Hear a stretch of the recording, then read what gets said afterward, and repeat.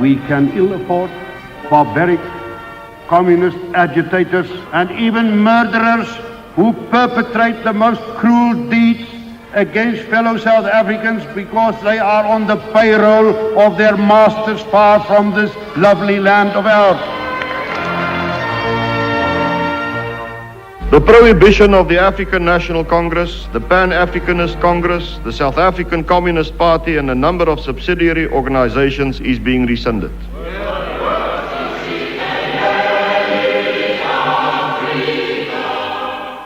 Yes, I am still a revolutionary. I don't believe in the freedom of just the national anthem and the flag. I believe in a class struggle. The workers in this country should stand up, assert themselves, and bring about equitable redistribution of the resources of our country.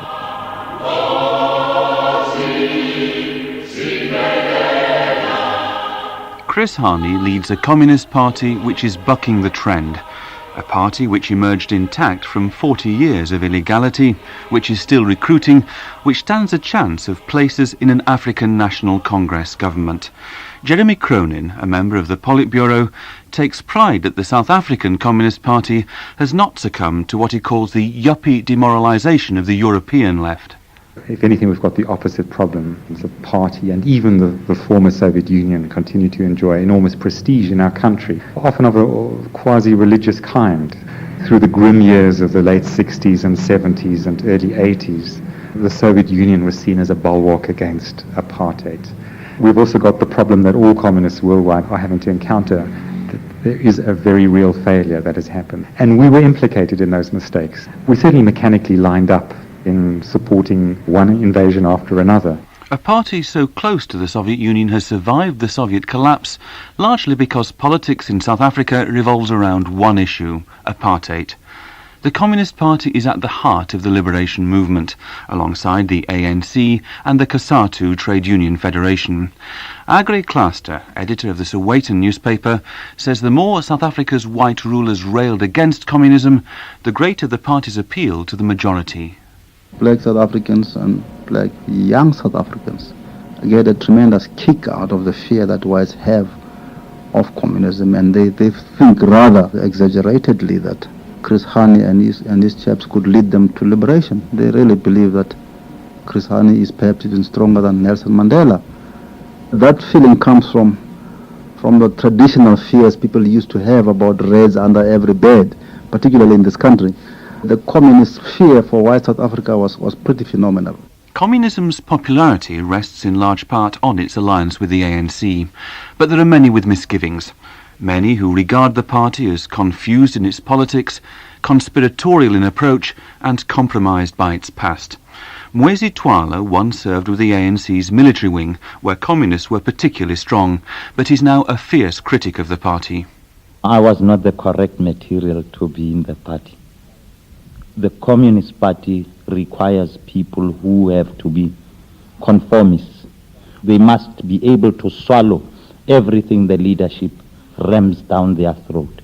When we were starting the liberation war, they were necessary because they were loyal to Moscow and they could get arms for us. Now that Moscow regime has collapsed and nobody has any need for them.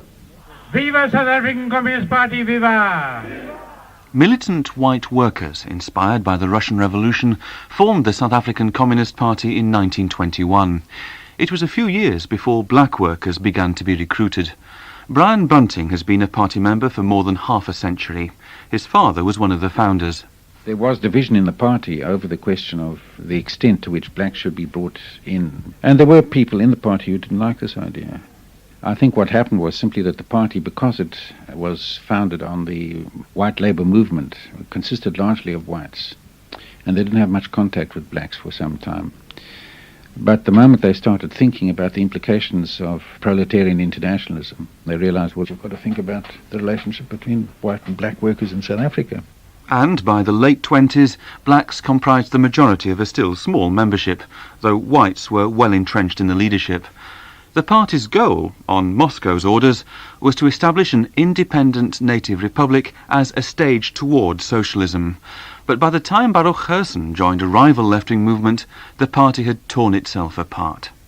To the best of my knowledge, the Communist Party had probably gone down to 150 members by 1938-39 as a result of Comintern policies, and they had self-destroyed.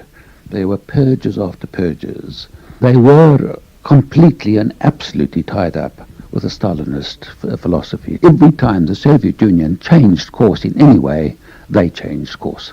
The party revived during the war, and in the late 40s had representation in Parliament and strong links with organised black workers, an influence much greater than its membership of 2,000 or 3,000 would suggest. Then, in 1950, the National Party government passed the Suppression of Communism Act.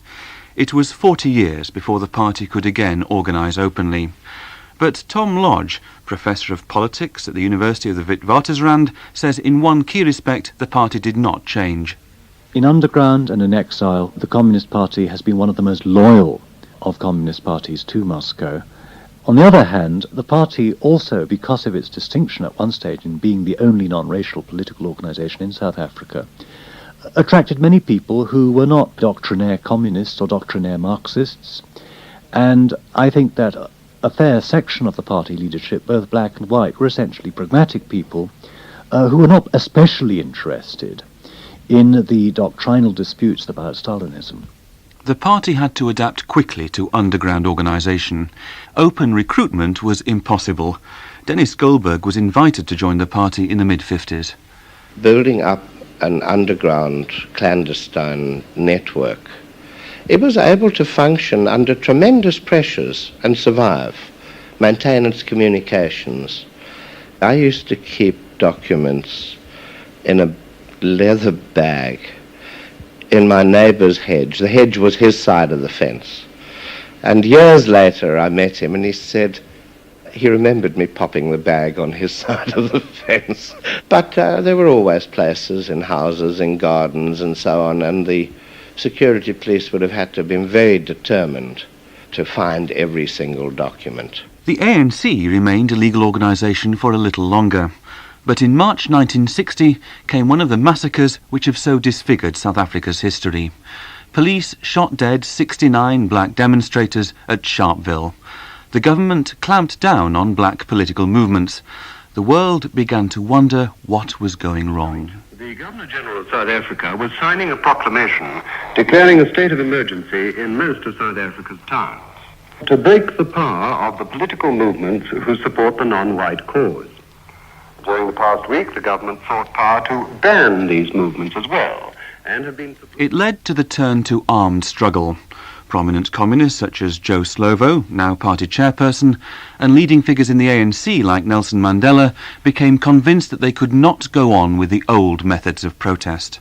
There are many people who feel that it is useless and futile for us to continue talking peace and non-violence against a government whose reply is only savage attacks on an unarmed and defenseless people. And I think the time has come for us to consider whether the methods which we have applied so far are adequate. We were just creating disillusionment amongst our constituency, who were just going to the streets, being shot down and getting nowhere. And even then, it is purely symbolic. The actions which we engaged in were really in the nature of armed propaganda in 1961. But it was really a choice imposed upon us by the other side. It was their choice, not our choice. He from Konto West Sizwe, the People's Army. Viva!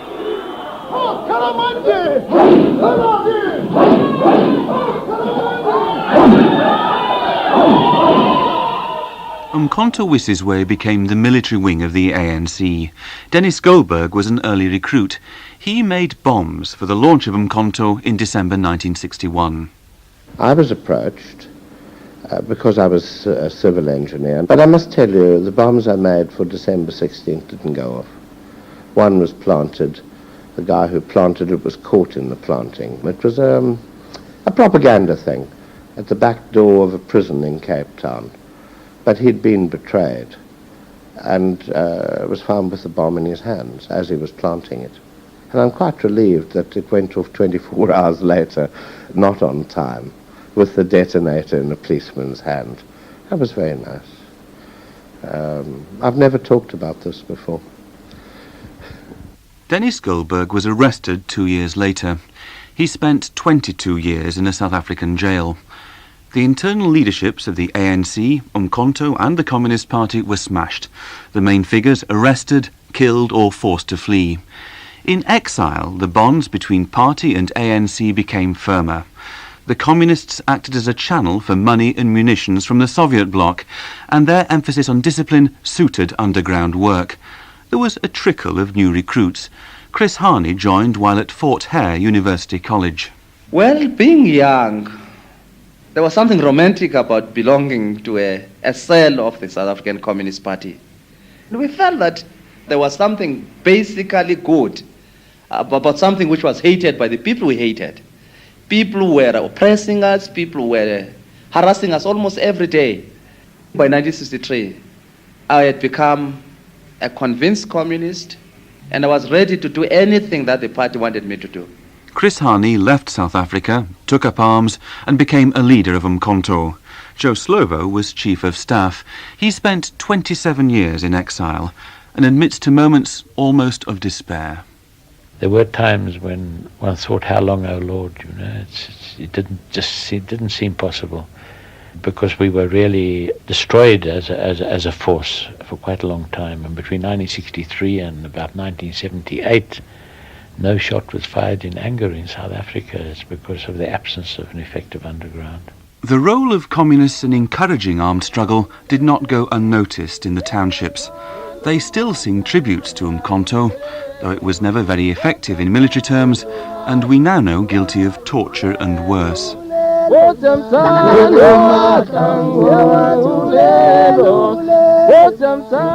Neville Alexander, a radical educationalist, is deeply critical of what he calls a Stalinist residue in the party, but acknowledges the reasons for its appeal.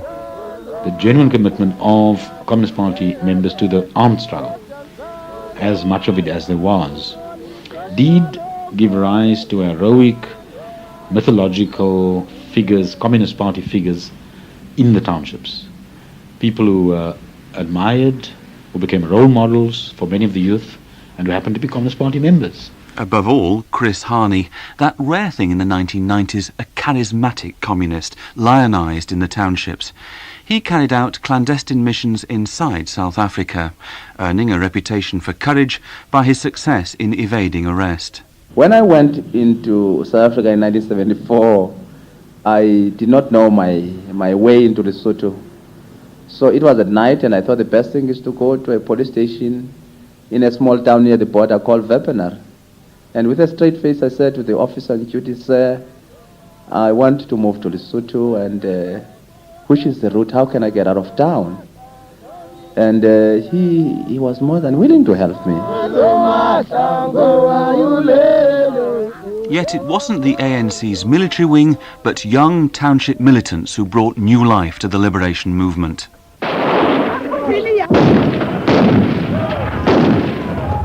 Since June the 16th, when South African troops and police opened fire on a peaceful school children's demonstration, the white government has presided over the largest massacre of its black population since South Africa came into existence.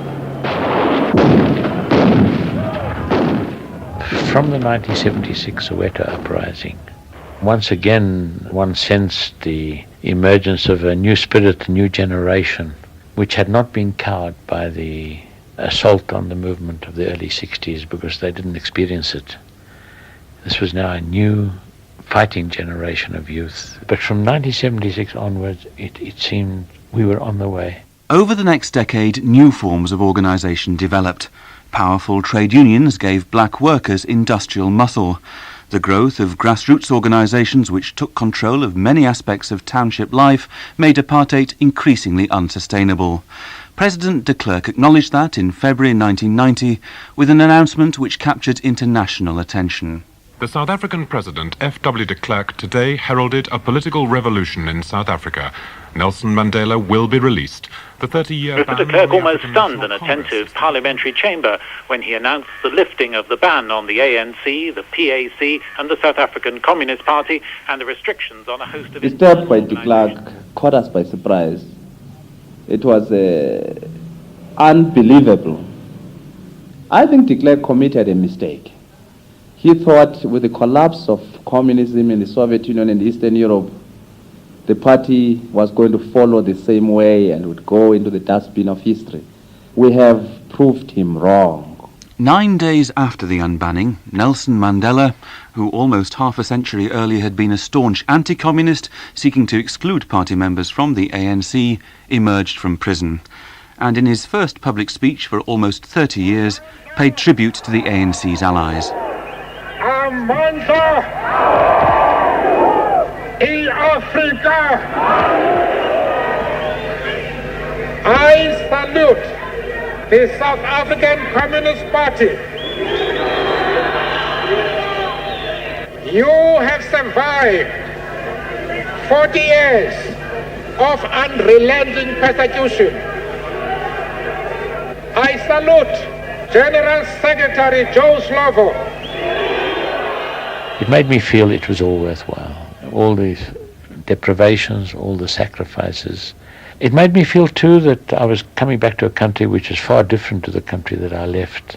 That these political events and what people had done on the ground, the young people, and trade union movement and so on, had served to create a foundation for a real transformation. Communists were now able to organise openly for the first time since 1950, to hold rallies, argue their politics, be quoted in the papers. Joe Slovo, Chris Hani and other leaders of a party so often damned by South Africa's white rulers came to the Soweto football stadium for the official relaunch. Eleanor Kanyile had never before heard the leaders of her party speak in public inside South Africa. It was a very exciting event, first of all, to see the South African Communist Party flag flying all over. Young people singing about socialism in South Africa. On that particular day, we had a chance for the first time in our lives to hear who are these great leaders in the party. And to us also to hear a rally being addressed in the language of the working class. And the stadium was full. It brought us into that excitement. It was cold, but we never felt it.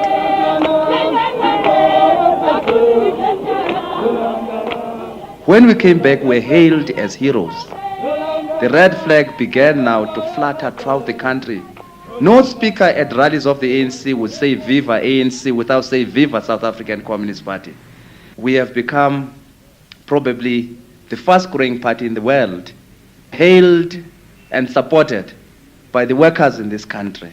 Compared to the ANC, which now has 800,000 members, the party is still small, but it's grown perhaps sevenfold since the unbanning. Jeremy Cronin says there are 35,000 paid-up communists. But who are the new recruits? Overwhelmingly working class, industrial working class, and of course that's a special feature of South Africa, and there's a large overlap between COSATU trade unionists, shop stewards, and party membership.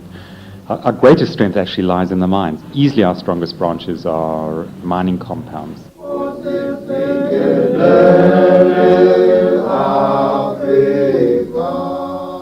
A mine workers' meeting ends with Nkosi Sikeleli Afrika, God bless Africa, sung with great dignity. The party is popular with miners because it's seen as offering the prospect of a dignified future.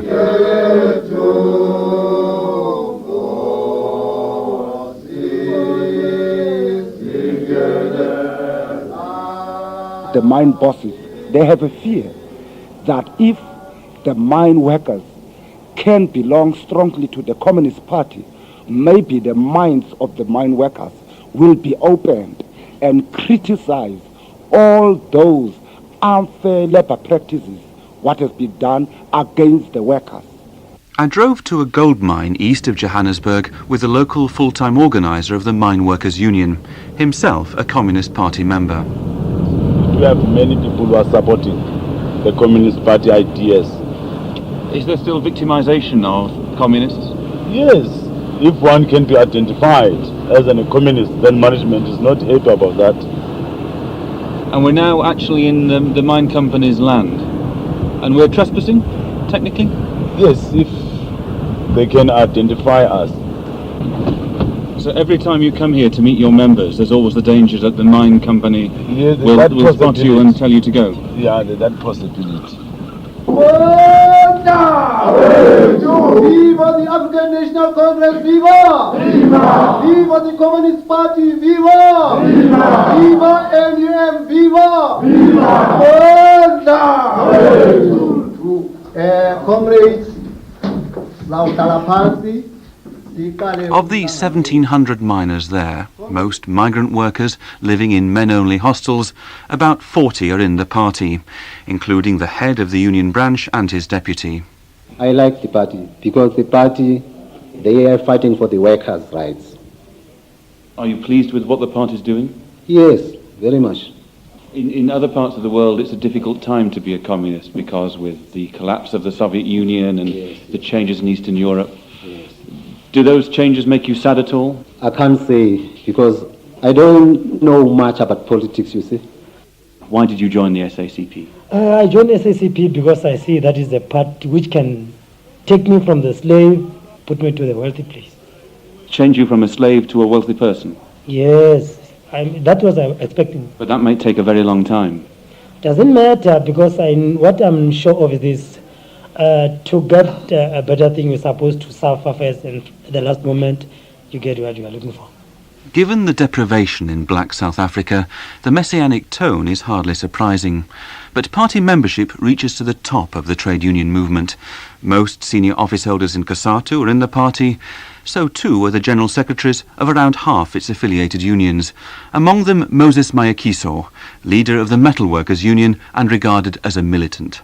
The party to be strong has to depend on the workers. It has to be a workers' party, even when there is a new government, maybe ANC or whoever.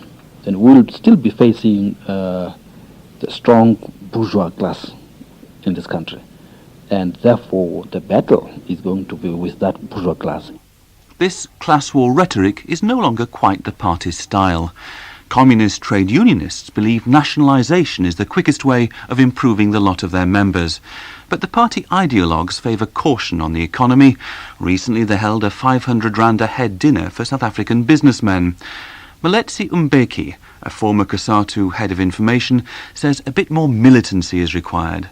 The South African Communist Party, in a nutshell, I think is not left-wing enough. Now, the members of the unions in South Africa are pretty radical. The Communist Party isn't really radical. Many people are misled by the name to think that the Communist Party is a radical organization. It isn't, which is partly why, to most people, it is indistinguishable from the ANC. That's become a problem for the party. Most leading communists also hold senior positions within the ANC. It's sometimes difficult to distinguish the two organisations. Some party members, Joe Slovo for instance, are regarded as moderates within the movement. Head counts of party members in the ANC leadership are not encouraged, because the authorities still sometimes allege that the ANC is a communist front. But I asked party leader Chris Hani if it's true that almost half of the ANC's national executive are communists. No. Strangely, last night I began to count something I'd never done before. And on the National Executive Committee of the ANC of over 70 members, there are only 15 members of the South African Communist Party. We were not given any special dispensation in terms of membership. We were elected, popularly elected. Independent assessments put the number of communists considerably higher. Certainly the party's priority is to build the ANC.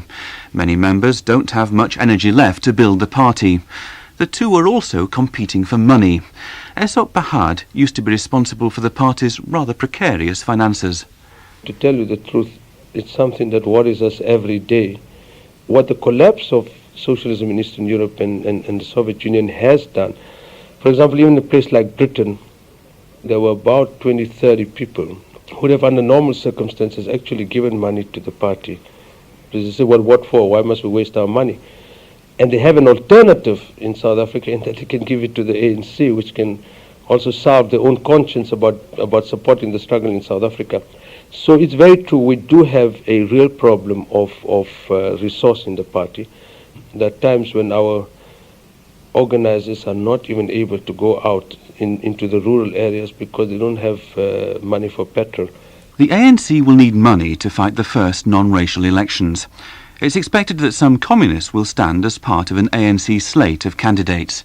But will the alliance survive once a non-racial democracy is established? It had been assumed there'd then be a parting of the ways, but among senior communists such as Jeremy Cronin, there's a growing determination to keep the alliance with the ANC alive almost indefinitely. If we're going to make socialism in South Africa, it's not going to be by travelling with the ANC for a few more stations and then saying, well, thanks very much, that was a nice ride, but now the name of the game is socialism, goodbye. In fact, I'm fairly convinced that we will take the broad liberation movement with us into the socialist project. But frankly, the immediate problems are such that what we need is a very broad alliance of forces, which would extend to big business for that matter. And we've got 7 million unemployed in our country. We've got a 60% adult illiteracy in our country.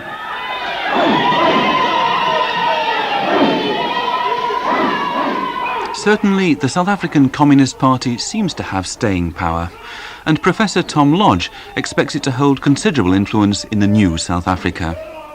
I think it's going to continue to play an important role in South African politics, an important and I think actually valuable role. It's conceivable that we may see party members within government.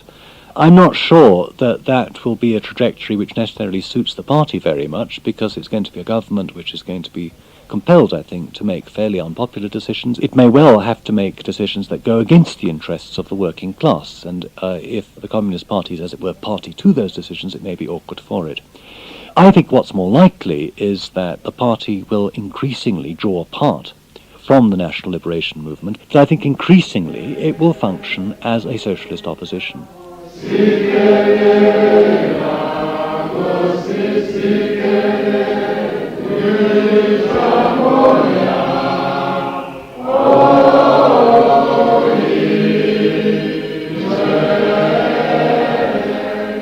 Prominent communists, when defining what their party stands for, still talk about class, equality, empowering. The way the workers have been exploited in this country, all that influenced my ultimate conclusion that capitalist system is not the answer. It is not the system that can empower the people of South Africa. Communism, to me, it is meant for ordinary people. All those workers, they need to unite. And our objective is to get rid of those chains of slavery. We've been enslaved for so many years. We can't allow a situation where the wealth of the country is concentrated in a few hands, and a few white hands for that matter. Freedom is meaningless if we don't bring about an end to the gross disparities between the blacks and the whites in the economic field. And Joe Slovo, the moderate of the liberation movement, still stands by his socialist faith. It's in no way diminished, my own absolute confidence that in time there will be a rebirth of the socialist perspective. And we believe it can only work if the main distortion is eliminated, and that main distortion was that socialism in all these other countries was separated from democracy. And we believe that you cannot separate socialism from democracy.